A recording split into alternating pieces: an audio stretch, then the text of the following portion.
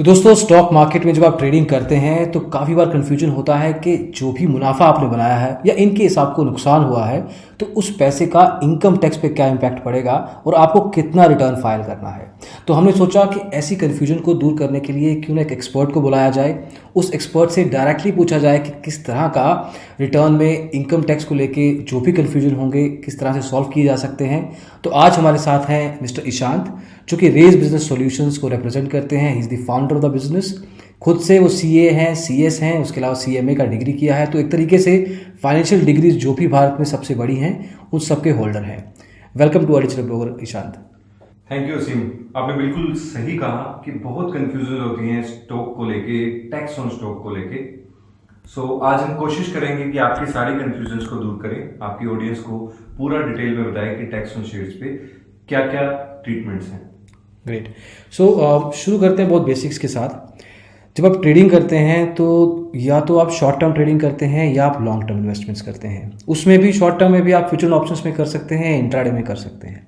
इन सब के जो टैक्स लेवल पे कन्फ्यूजन्स हैं एक एक करके तोड़ने की कोशिश करेंगे ताकि यूजर्स को कोई भी दिक्कत ना आए। सबसे पहले आप इंट्राडे पे बात कीजिए कि इंट्राडे में पॉइंट ऑफ चार्जेबिलिटी क्या है, क्या टैक्स लगता है और क्या हम अपने इनकम में से वो एक्सपेंसेस को डिडक्ट कर सकते हैं। सो इंट्राडे की अगर हम बात करें, सो इंट्राडेज की बेसिकली हमने डे में ट्रेडिंग करी और उसको अपना लॉस, जो प्रॉफिट लॉस है उसको सेट ऑफ साथ के साथ हमने उसको मटेरियलाइज कर लिया।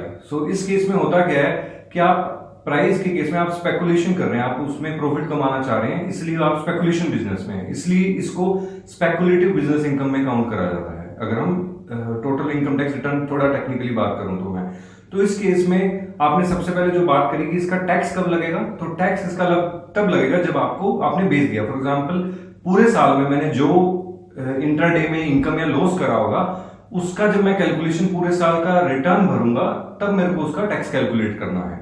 तो अगर आपका टैक्स ज्यादा होगा तो आपको बाकी चीजें जो बाकी लॉज हैं एडवांस टैक्स के उसको ध्यान देना पड़ेगा। अदरवाइज जब आप पूरे साल की रिटर्न भरते हैं तब आप देखते हैं कि मेरे पूरे साल का इंट्राडे इनकम या लॉस क्या रहा। दूसरा आपने पूछा कि इसके एक्सपेंस का क्या मैं इसको बेनिफिट ले सकता हूं, एक्सपेंस को डिडक्ट कर सकता हूं। तो यस, बिल्कुल आप कर सकते हैं क्योंकि एक आपकी स्पेकुलेटिव बिजनेस इनकम है, मतलब आप इसको बिजनेस ही मान के चल रहे हैं हम इसको, इसलिए आपके जो रिलेटेड एक्सपेंस है, फॉर एग्जांपल इंट्राडे को करने के लिए आपने जो ब्रोकरेज दिया उसका आप इसको डिडक्शन ले सकते हैं। फॉर एग्जांपल आपने किसी रूम लिया हुआ है जिसपे आप ये पूरा वर्क करते हैं तो उसका रूम रेंट ले सकते हैं, इंटरनेट चार्ज ले सकते हैं। तो रिस्पेक्टिव एक्सपेंस जो है उसका आप बेनिफिट ले सकते हैं और उसके बाद आप अपनी इनकम कैलकुलेट कर सकते हैं। और कई लोग दूसरे सोर्स ऑफ इनकम भी बनाते हैं, क्या उससे इसको सेट ऑफ कर सकते हैं? क्या उससे एडजस्टमेंट हो सकती है इसकी? सो नहीं, इंट्राडे के केस में क्योंकि जैसे ही मैंने आपको हमें पहले बताया कि एक स्पेकुलेटिव बिजनेस इनकम में काउंट होता है, तो इस केस में आप किसी और अदर इनकम से नहीं ले सकते बट स्पेकुलेटिव बिजनेस इनकम से इसको सेट ऑफ कर सकते हो। और इसके साथ साथ अगर फॉर एग्जांपल आपका जो लॉस है वो आपका स्पेकुलेटिव लॉस उस साल का ज्यादा है तो आप उसको आगे कैरी फॉरवर्ड भी कर सकते हो। कैरी फॉरवर्ड का मतलब है मैं आगे सालों में उस लॉस को लेके जा सकता हूं और बाद में अगर मेरी अगले साल कोई इनकम होती है स्पेकुलेटिव बिजनेस में इंट्राडे में ही तो मैं उससे उसका रिडक्शन ले सकता हूं और ये आप 4 साल तक कर सकते हैं, मतलब 4 साल तक आप उसको कैरी फॉरवर्ड कर सकते हैं। तो बेसिकली दोस्तों ये बताने की कोशिश की जा रही है कि इंट्राडे में स्पेकुलेटिव इनकम इसको देखा जाता है और जो बाकी सोर्सेज ऑफ इनकम है आपके उसमें एडजस्टमेंट नहीं की जा सकती है क्योंकि ये स्पेकुलेटिव बिजनेस के रूप में देखा जाता है। हाँ, आपके जो ट्रेडिंग को लेके कुछ खर्चे जो होते हैं उसके अराउंड आप थोड़ा बहुत एडजस्टमेंट कर सकते हैं। ये है इंट्राडे को लेके। अब आप दर्शकों को, यूजर्स को, व्यूअर्स को ये बताएं कि फ्यूचर एंड ऑप्शंस में ये जो सभी सवाल हमने पूछे अभी, क्या उसमें सिमिलर आंसर है या कुछ डिफरेंस है? अगर हम फ्यूचर एंड ऑप्शन की बात करें तो future and option actually non speculative business है कि ये स्पेकुलेशन नहीं है, ये एक नॉन स्पेकुलेशन बिजनेस में काउंट होता है। तो इस केस में सबसे पहले इसका आंसर दें, इसका टैक्स कब लगेगा। सेम उसका आंसर वही है कि आप जब पूरे साल का इनकम या लॉस कैलकुलेट करते हैं तब आप देखते हैं कि मेरा फ्यूचर एंड ऑप्शन में क्या इनकम या लॉस हुआ और इसको आप सेट ऑफ ले सकते हैं बाकी इनकम से भी। फॉर एग्जांपल मेरा आज फ्यूचर एंड ऑप्शन में एक साल में लॉस हो गया, उसको मैं अदर देन सैलरी को छोड़ के बाकी इनकम है उससे मैं सेट ऑफ ले सकता हूं बट सेम साल में। मतलब फॉर एग्जांपल आज इस साल की बात करें तो इस साल में ले सकता हूं और उसके बाद फॉर एग्जांपल सेट ऑफ करने के बाद भी मेरा लॉस पड़ा है, अब मैं क्या करूं? उस केस में आप क्या करोगे? आप उसको आगे कैरी फॉरवर्ड कर सकते हो, बट कैरी फॉरवर्ड के केस में आप बिजनेस इनकम से ही उसका सेटअप ले सकते हो। मतलब आप बाकी जैसे हम पहले साल में अदर इनकम से अदर देन सैलरी ले सकते हैं, इस केस में आप कैरी फॉरवर्ड के बाद बिजनेस इनकम से ही आप सेटअप ले सकते हो और इसको आप 8 साल तक कैरी फॉरवर्ड कर सकते हो। एज कंपेयर इंट्राडे में हमने 4 साल बात करी, इस केस में हम आप इसको 8 साल के लिए कैरी फॉरवर्ड कर सकते हैं। तो ये तो हुई इंट्राडे ट्रेडिंग और एफएनओ की बात। अब हम थोड़ा और जनरिक में जाते हैं। इसमें शॉर्ट टर्म इन्वेस्टमेंट्स या लॉन्ग टर्म इन्वेस्टमेंट्स में अगर आप पैसा लगाते हैं, मान लीजिए जैसे आप कहते हैं कि 1 साल या 1 साल के बाद का, इसमें इंट्राडे का सेग्रीगेशन नहीं करेंगे और डेरिवेटिव ट्रेडिंग का नहीं करेंगे सेग्रीगेशन। लेकिन इसमें अगर हम कैलकुलेशन की बात करें, मैथ की बात करें, फाइनेंस की बात करें, तो उसमें स्पेसिफिकेशंस में डिफरेंस कहां पे आता है? मतलब शॉर्ट टर्म में आपका टैक्स रेट क्या लगेगा और टैक्स रेट की कैलकुलेशन क्या होगी, और वही चीज लॉन्ग टर्म में कैसे है? सो शॉर्ट टर्म की अगर हम बात करें तो इसका मतलब है कि शेयर आपके पास 12 महीने से कम टाइम के लिए था, तो उसको आप शॉर्ट टर्म मानते हैं। तो इस केस में आपका फ्लैट 15% का रेट है। 15% आपको देना पड़ेगा टैक्स। और अगर आपकी इनकम फॉर एग्जांपल 2.5 लाख से कम है, जो मिनिमम स्लैब रेट है इनकम टैक्स का, उससे अगर आपकी इनकम कम है, उस केस में आप इसकी एडजस्टमेंट कर सकते हैं। फॉर एग्जांपल आपकी इनकम 2 लाख है other income other than short term, और इसकी आपकी 1 लाख है, तो इस केस में आपकी जो 2.5 लाख का है वो आप 50,000 शॉर्ट टर्म से ले सकते हैं और उसके बाद 50,000 पे आपको टैक्स देना पड़ेगा, और रिस्पेक्टिव जो टैक्स के लॉ हैं उसके हिसाब से आपको टैक्स देना पड़ेगा। और अगर हम बात करें लॉन्ग टर्म की असीम, तो लॉन्ग टर्म के केस में क्या है कि 12 महीने से ऊपर आपने एक शेयर को रखा हुआ है, तो उस केस में पहले क्या होता था, मैं आपको थोड़ा सा बताना चाहूंगा कि 1 अप्रैल 2018 से पहले इसको बिल्कुल एग्जाम था, लॉन्ग टर्म पे कोई आपको टैक्स नहीं देना पड़ता था सेक्शन 1038 के रिगार्डिंग।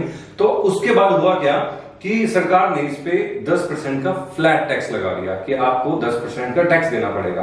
अब आपका क्वेश्चन ये हो सकता है कि भाई मेरा शेयर जो था वो तो मैंने 1 अप्रैल 2018 से पहले लिया था, अब मैं बेच बाद में रहा हूं, तो उसके बाद क्या होगा, उसकी टैक्सेबिलिटी कैसे काउंट होगी? उस केस में क्या होगा कि सरकार ने एक डेट दे दी 31 जनवरी 2018। 31 जनवरी 2018 की जो फेयर मार्केट प्राइस थी, मतलब उस दिन में जब ट्रेडिंग हुई होगी या उससे जो भी दिन में ट्रेडिंग हुई होगी 31 जनवरी 2018 वाले दिन या उससे पिछले दिन, तो उस केस में उसकी जो हाईएस्ट मार्केट प्राइस था उस दिन का पूरे उस शेयर का, वो फेयर मार्केट वैल्यू लिया जाएगा। फॉर एग्जांपल मैंने एक शेयर 100 रुपए का लिया 31 जनवरी 2018 से पहले, उसकी जो फेयर मार्केट वैल्यू है 31 जनवरी को वो होगी 200 रुपए। ठीक है, ठीक है। अब मैंने बेच दिया उसको बाद में 1 अप्रैल 2018 के बाद 150 रुपए में, तो इस केस में क्या है, बेचा मैंने 150 में, लिया था 100 में, फेयर मार्केट वैल्यू थी 200। इस केस में मैक्सिमम जो है वो आपको सेलिंग प्राइस जो आपका 150 रुपए है तब तक लिया जाएगा। इस केस में आपका इस एग्जांपल में आपका लॉस 0 हो गया। तो ये तो बात हुई फ्यूचर ऑप्शंस की या इंट्राडे, जो कि ज्यादातर शॉर्ट टर्म होता है।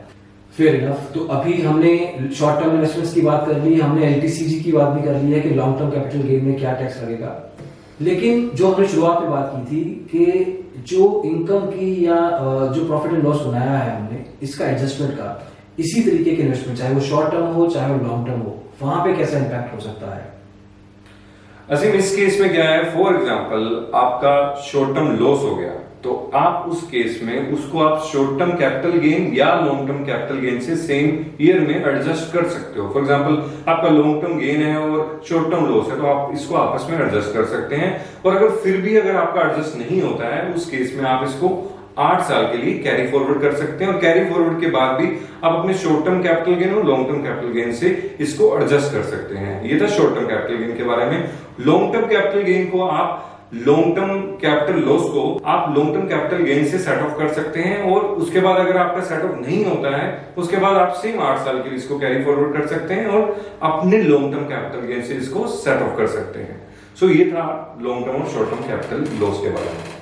तो एक तरीके से मोर और लेस हमने कोशिश की है आपके लिए कवर करने की स्पेसिफिक एरियाज के बारे में, जो कि आप इनकम टैक्स भरने वाले हैं आपके स्टॉक मार्केट इन्वेस्टमेंट्स में, उसको फिगर आउट करने में।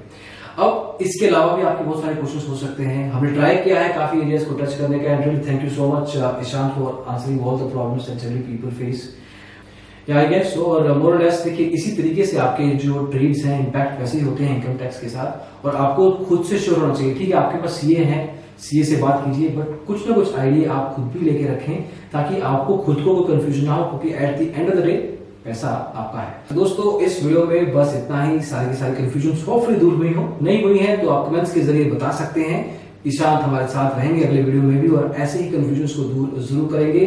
ईशांत के बारे में और जानने के लिए आप इनके यूट्यूब चैनल रेज पे जा सकते हैं और चेकआउट कर सकते हैं और डेफिनेटली सब्सक्राइब कीजिए ताकि कोई भी कंफ्यूजन हो फाइनेंस को लेके आपकी दूर हो सके।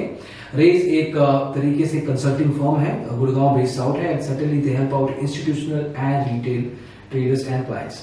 और इस वीडियो में बस इतना ही। पसंद आया हो तो लाइक कीजिए, शेयर कीजिए दोस्तों के साथ। इंफॉर्मेटिव वीडियो है, हेल्प करता है बाकी लोगों को भी, उनकी टैक्स को कंफ्यूजन जो है उनको दूर करने के लिए भी। और डिजिटल ब्लॉगर को आपको सब्सक्राइब करना ही है। Thank you so much again, bye.